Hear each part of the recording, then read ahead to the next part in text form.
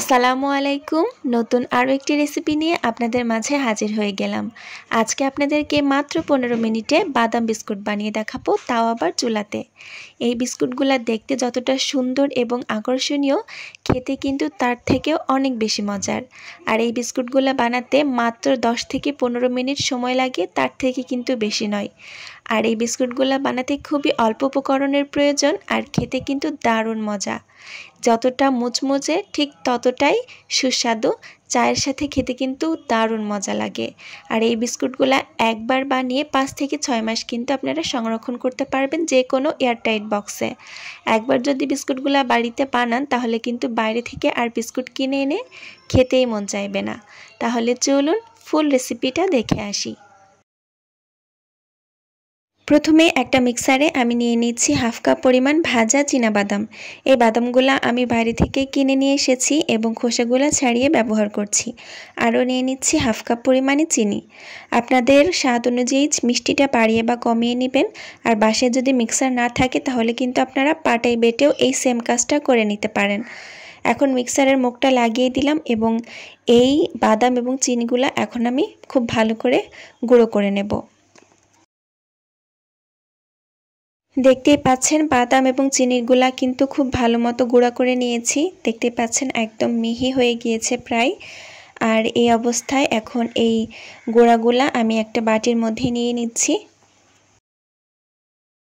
এবারে এই বাটিটার উপরে একটা চালনি দিয়ে দিলাম এবং এই চালনির মধ্যে দিয়ে দিচ্ছি আমি 1 কাপ পরিমাণে ময়দা। আরও আমি এখানে দিচ্ছি 1 টেবিল চামচ পরিমাণ গুঁড়া দুধ। গুঁড়া দুধটা দিলে বিস্কুটের মধ্যে খুব সুন্দর একটা সেন্ট আসে। আরও দিচ্ছি 1 চা চামচ পরিমাণ বেকিং পাউডার এবং স্বাদ মতো কিছুটা লবণ দিলাম। অবশ্যই বিস্কুট বানানোর সময় এই শুকনো উপকরণগুলো চেলে নেওয়ার চেষ্টা করবেন, এতে করে বিস্কুটের রেজাল্টটা অনেক বেশি ভালো আসে। শুকনো উপকরণগুলো আমি খুব ভালো করে চেলে নিয়েছি। আপনারা অনেকেই জিজ্ঞেস করতে পারেন ময়দার পরিবর্তে আটা দিয়ে বিস্কুট বানানো যাবে কিনা। আপনারা আটা দিয়েও বানাতে পারেন, তবে ময়দাটা দিলে বেশি ভালো হয়। এখন এই শুকনো উপকরণগুলোর সাথে বাদামের গুঁড়াগুলোকে খুব ভালো করে হাত দিয়ে ডলে ডলে মিশিয়ে নিতে হবে। দেখতেই পাচ্ছেন আমি কিভাবে কাজটা করছি। হাতের তালুর সাথে ডলে ডলে খুব ভালো করে সব কিছু একসাথে মিশিয়ে নিতে হবে। এখন আমি এর মধ্যে দিয়ে দিচ্ছি 2 টেবিল চামচ পরিমাণ ঘি। যেহেতু বাদামে একটা এক্সট্রা তেল থাকে, এজন্য এখানে খুব বেশি তেলের বা ঘিয়ের প্রয়োজন হয় না। আমি এখানে একটু সেন্টের জন্য জাস্ট 2 টেবিল চামচ পরিমাণ ঘি ব্যবহার করেছি। এর থেকে বেশি ব্যবহার করার প্রয়োজন নেই। ঘিটা দেওয়ার পর আবারও শুকনো উপকরণগুলোর সাথে খুব ভালো করে আমি ময়ান দিয়ে নিচ্ছি, দেখতেই পাচ্ছেন। আর এই ঘিটাকে খুব ভালো করে শুকনো উপকরণগুলোর সাথে মিশিয়ে নিতে হবে, যাতে একটা আঠালো আঠালো দলা দলা একটা টেক্সচারে চলে আসে। দেখতেই পাচ্ছেন বাদামের তেল আর ঘিয়ের কারণে কিন্তু ময়দার মধ্যে খুব সুন্দর একটা দলা দলা ভাব চলে এসেছে। এখন আমি এর মধ্যে 2 টেবিল চামচ পরিমাণ আগে থেকে জাল করে নেওয়া ঠান্ডা দুধ দিয়ে একটা ডো বানিয়ে নিব। আপনারা যদি বাদাম এবং চিনির ওই গুঁড়াটাকে আর একটু বেশি সময় ধরে ব্লেন্ডারে ব্লেন্ড করেন বা পাটায় বাটেন, তাহলে কিন্তু বাদামের তেলটা বের হয়ে ওটা বেশ একটা লিকুইড লিকুইড হয়ে যাবে। সেক্ষেত্রে কিন্তু দুধ ব্যবহার করার কোনো প্রয়োজন হবে না। যেহেতু আমারটা একটু শুকনা শুকনা ছিল, তাই আমি এখানে দুধ দিয়ে একটা ডো বানিয়ে নিচ্ছি। প্রথমে আমি 2 টেবিল চামচ পরিমাণ দুধ ব্যবহার করেছি, পরবর্তীতে আমি আরও 2 টেবিল চামচ পরিমাণ দুধ ব্যবহার করেছি। মোট আমি 4 টেবিল চামচ পরিমাণ দুধ ব্যবহার করে শক্ত টাইপের একটা ডো বানিয়ে নিচ্ছি।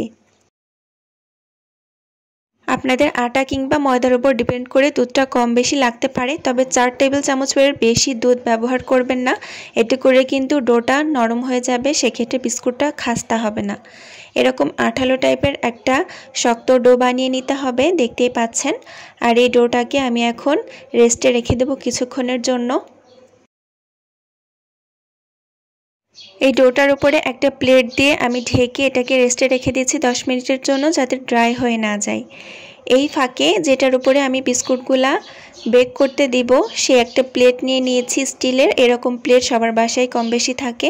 এই প্লেটের উপরে আমি সামান্য তেল ব্রাশ করে নিচ্ছি।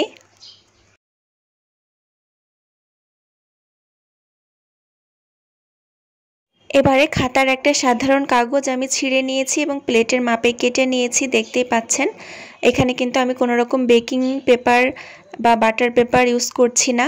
আপনাদের বাসায় যদি বাটার পেপার থাকে সেক্ষেত্রে ইউজ করতে পারেন, তবে এরকম সাধারণ যে কোনো খাতার কাগজ দিয়েই কিন্তু এই কাজটা হয়ে যাবে। আর এভাবে কাগজের উপরে তেলটা একটু ভালো করে ব্রাশ করে নিলে বিস্কুটগুলো উঠাতে অনেক বেশি সুবিধা হয়। অন্য একটি প্লেটে আমি কিছু বাদাম নিয়ে নিয়েছি এবং এই বাদামের মধ্যে আমি আরও দিয়ে দিচ্ছি কিছুটা সাদা তিল। আপনাদের হাতের কাছে তিল না থাকলে না দিলেও হবে, তবে বাদামটা একটু রাখার চেষ্টা করবেন, যেহেতু বাদাম বিস্কুটের উপরের সাইডটা একটু সুন্দর বাদাম দিয়ে কভার করার জন্য এই বাদামগুলোকে আমি নিয়ে নিয়েছি। এখন ডোয়ের উপর থেকে ঢাকনাটা উঠিয়ে নিলাম। দেখতে পাচ্ছেন ডোটা কিন্তু আগের থেকে বেশ কিছুটা সেট হয়ে গিয়েছে। এই ডোটাকে এখন আমি কিছুক্ষণের জন্য আলতোভাবে এভাবে আঙুল দিয়ে একটু মেখে নিচ্ছি। দেখতে পাচ্ছেন একটু মথে নিচ্ছি। এখন এই ডোটা থেকে কিছুটা ডো আমি নিয়ে নিচ্ছি বিস্কুটের শেপটা দিয়ে দেওয়ার জন্য। আপনারা আপনাদের সুবিধা অনুযায়ী ছোট বড় যে কোনো ধরনের সাইজে বিস্কুট বানিয়ে নিতে পারেন। আমি আমার পছন্দ অনুযায়ী কিছুটা ডো নিয়ে নিয়েছি এবং হাতের তালুতে নিয়ে এভাবে প্রথমে গোল শেপ দিয়ে নিচ্ছি, তারপরে আমি একটু চারকোনা টাইপের শেপ দিয়ে নিচ্ছি। আপনারা চাইলে গোলও করতে পারেন, চারকোনাও করতে পারেন, আপনাদের পছন্দ মতো যে কোনো শেপ দিয়ে নিতে পারেন। খুব ভালো করে মসৃণভাবে শেপটা দিয়ে নেওয়ার পর যে বাদামগুলোকে রেখেছিলাম সেই বাদামের উপরে একটু ট্যাপ করে নিলাম। দেখতে পাচ্ছেন বাদামগুলো কিন্তু বিস্কুটের গায়ের সাথে একদম লেগে গেছে।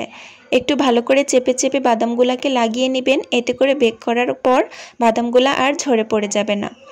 একই রকম করে আমি বেশ কয়েকটা বিস্কুটের শেপ দিয়ে নিয়েছি এবং প্লেটের উপরে একটু ফাঁকা ফাঁকা করে বসিয়ে দিচ্ছি। আপনারা চেষ্টা করবেন বিস্কুটগুলোকে আরও একটু ফাঁকা ফাঁকা করে বেক করার জন্য, এতে করে বেক করার পর বিস্কুটগুলো ফুলে গিয়ে একটার সাথে একটা লেগে যাবে না। চুলায় একটা কড়াই বসিয়ে তার মধ্যে একটা স্ট্যান্ড দিয়ে আমি ঢাকনা দিয়ে ঢেকে কড়াইটাকে প্রিহিট করে নিয়েছিলাম 10 মিনিটের জন্য। এখন এই প্রিহিট করা কড়াইয়ের মধ্যে আমি বিস্কিটের প্লেটটা দিয়ে দিলাম এবং ঢাকনা দিয়ে ঢেকে একদম লো আঁচে 10 থেকে 15 মিনিট বিস্কুটগুলোকে বেক করে নিব। সর্বোচ্চ 15 মিনিটই রাখবেন চুলাতে, বিস্কুটগুলো এর থেকে বেশি রাখতে যাবেন না, তাহলে কিন্তু বিস্কুটগুলো বেশি শক্ত হয়ে যাবে। প্রথম ব্যাচ বিস্কুটগুলা আমি বেক করে নেওয়ার পর সেটা ভিডিও করতে ভুলে গিয়েছি, তাই পরবর্তী ব্যাচের বিস্কুটগুলা আমি আপনাদেরকে দেখিয়ে দিচ্ছি। দেখতেই পাচ্ছেন বিস্কুটগুলা ঠিক কতটা সুন্দর মতো বেক হয়েছে। গরম থাকা অবস্থায় এগুলাকে উঠানোর চেষ্টা করবে না, তাহলে কিন্তু ভেঙে যাবে, কারণ গরম অবস্থায় এই বিস্কুটগুলা অনেক বেশি নরম থাকে। যখন এটা স্বাভাবিক তাপমাত্রায় চলে আসবে সেই পর্যায়ে বিস্কুটগুলা উঠিয়ে পরিবেশন করে নেবেন। আমার বিস্কুটগুলো বেক করে নিয়েছিলাম এবং একদম ঠান্ডা করে নিয়েছি আর পরিবেশনও করে নিয়েছি। দেখতে পাচ্ছেন বিস্কুটগুলো ঠিক কতটা সুন্দর দেখাচ্ছে এবং আকর্ষণীয় দেখাচ্ছে। এই বিস্কুটের মধ্যে কিন্তু বাদামের খুব সুন্দর একটা ফ্লেভার আসে, খেতে কিন্তু দারুণ মজা লাগে। চায়ের সাথে খেতে তো কোনো কথাই নেই। আর এই বিস্কুটগুলো একবার বানিয়ে যদি আপনারা এয়ারটাইট বক্সে রাখেন 5 থেকে 6 মাস কিন্তু এরকমই মুচমুচে থাকবে। তবে বিস্কুটগুলো খেতে কিন্তু 5 থেকে 6 মাস সময় লাগবে না, বানানোর সঙ্গে সঙ্গে এটা ফুরিয়ে যাবে। বিস্কুটগুলো খেতে এতটাই মজার। আশা করি আমার আজকের এই সহজ ভিডিওটা আপনাদের কাছে ভালো লেগেছে। আশা করি আপনারা ভিডিওতে একটা লাইক দিয়ে চ্যানেলটিকে সাবস্ক্রাইব করে পাশে থাকবেন। নতুন কোনো ভিডিও নিয়ে আবারও হাজির হয়ে যাব। আল্লাহ হাফেজ।